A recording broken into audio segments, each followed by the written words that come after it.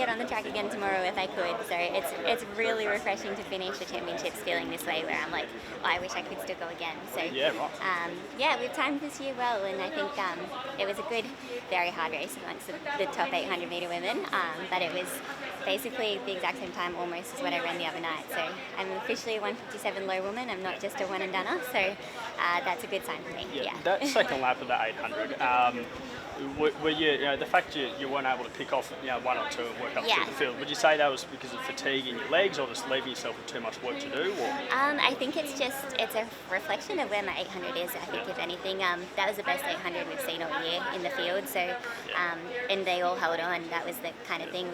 We were a little unsure how women would go in the third round, but they're the best 800 meter runners in the world, and they rocked it tonight. So I kept believing, kept my eyes up, thinking, especially when I seen 55.7 frozen on the clock, I was like, it's going to be some carnage, they'll come back.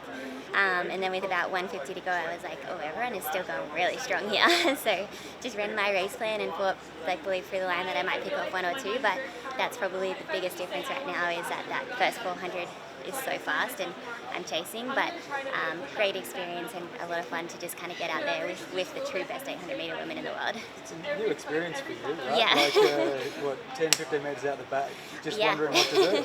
It's different, and I think at the end of the day, I ran that as best as I could, and then the field just held it together, which it's what you want. You want the World Championship final to be hard and to have the best outcome of the whole year, and I think it was really cool. And when you see the Olympic champion third, it's like a big wake up to everyone leveled up tonight. Everyone bring their best game, and I think I leveled up in the semi-final and bring my top ability there.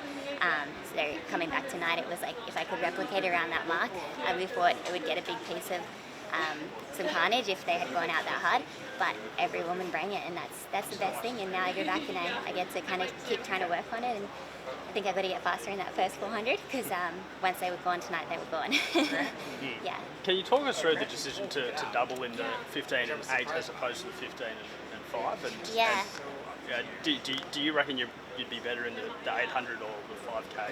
Yeah, it's different because I watched the 5K last night and I was wondering the same thing. I was like, oh, that's essentially the exact same way that Rose Davies and I ran at Nationals, was 15-minute pace and a 59 to close. And I'm like, oh, that would have been interesting to see how I could shape up in there. But I think when you look at the landscape of the event on the world stage and on the Diamond League circuit and stuff, it was hard to.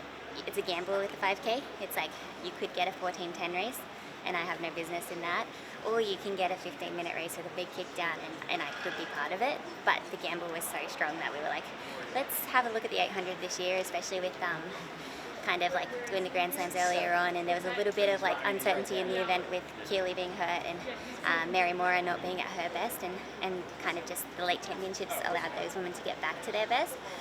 But I think when we started sort of honing in on the double, the 800 made more sense to me.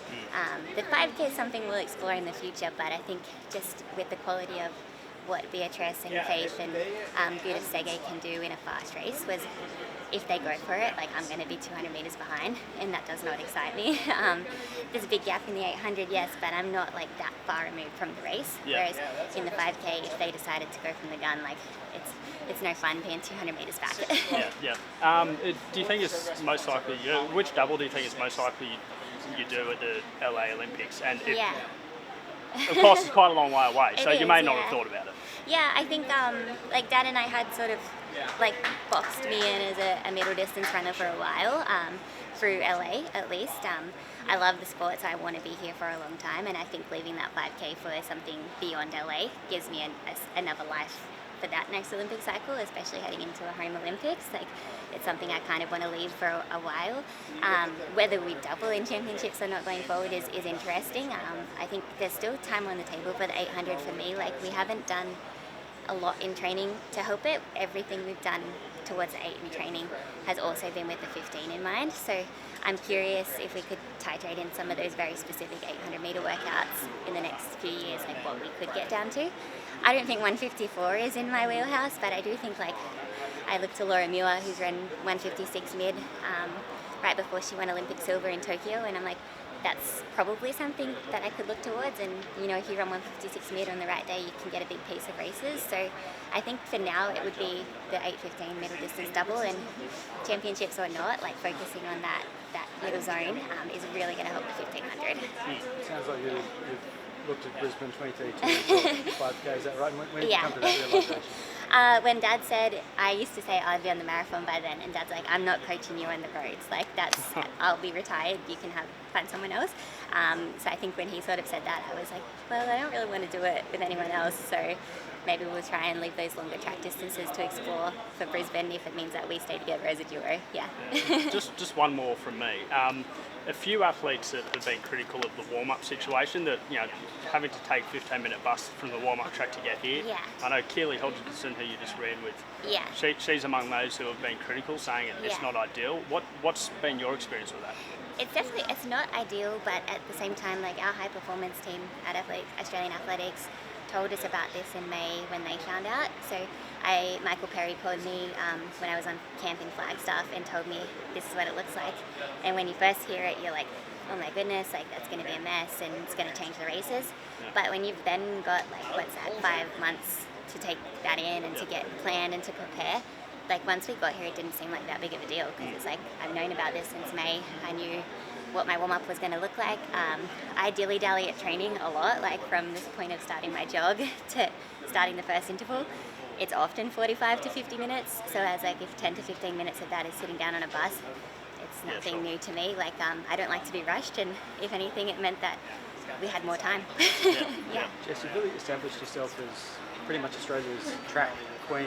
Thank you. At these championships. Yeah, I haven't meant to, but Does it feel like there's been an outpouring of respect and love? Does it feel like now athletics in Australia is in a big place and for you, you're the head of that?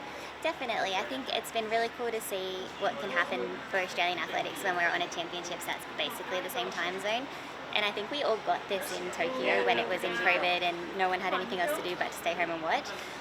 And to have sort of that support in that same time zone, and even just people like family and friends being able to follow it in real time was really special. And we're setting up for a great chance because we have obviously our Commonwealth Games next year that Australia really care about, so it's a huge momentum into that. But then in 2027, our come on Cole, let's go. Come on Cole. There we go. Oh, He deserved that, yeah. good run. Jimmy Grecia double medal too for the bronze. And we have in 2027 we're in China, in Beijing, and it's going to be a similar thing where the time zone is very similar. So heading into a Brisbane Home Olympics in 2032 to have World Championships in very similar time zones and just build momentum, it's everything. Like it's really important. Like people sometimes I think forget that athletics is as big as it is, and then I'm sure when they're watching at home and seeing full stadiums like this, it becomes a bit more meaningful and has a bit more impact, and those tickets in 2032 will be so hotly sought after. I wish we had a home Commonwealth Games next year, but that's a different story. So hopefully we've just kind of put us on the map and we can keep rolling off it and use the momentum. Our domestic season will be incredible this year, especially the Aussies run well in January, February, March, so I'm sure the events that are going to be put on are going to be really hit hard by the Australian stars, and that just keeps everyone looking at track and field. Yeah.